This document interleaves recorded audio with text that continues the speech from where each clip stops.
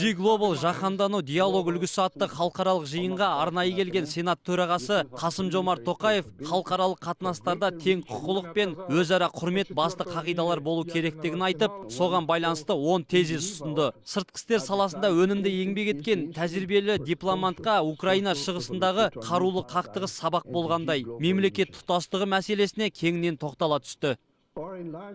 Необходимо устранить причины сепаратизма. Сепаратизмнің таралу себептерін анықтау қажет. Мәселен, мұнда екі ойлы және екі дайлы стандарт болмауы тиіс. Шекараның делимитациясы жөніндегі халықаралық келісімдеріне сәйкес қатаң түрде орындалу керек. Әрбір мемлекет өзге елдердің конституциясын құрметтеп, әсіресе бейбіт пен қауіпсіздік үшін көрші елдермен тату болған дұрыс.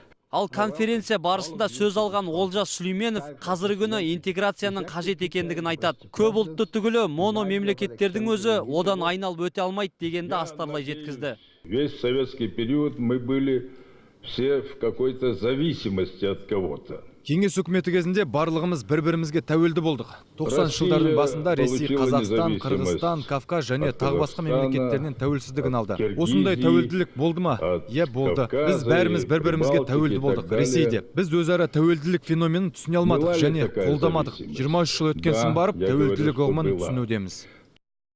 Конференция соңында адамның орнықты дамуы мен қауіпсіздігін қамтамасыз ету үшін қажетті ұсыныстар айтылды. Алдағы уақытта форум құжаттары Біріккен ұлттар ұйымының күн тәртібіне ұсынылып, адамзаттың жалпыға ортақ тұрақты болашағы жөніндегі халықаралық ұйымдардың барлық стратегиялық жоспарларына енгізілетін болады. Сымбат Ғалымбекұлы, Сержан Жеренбай, Қазақ Ньюс, Алматы.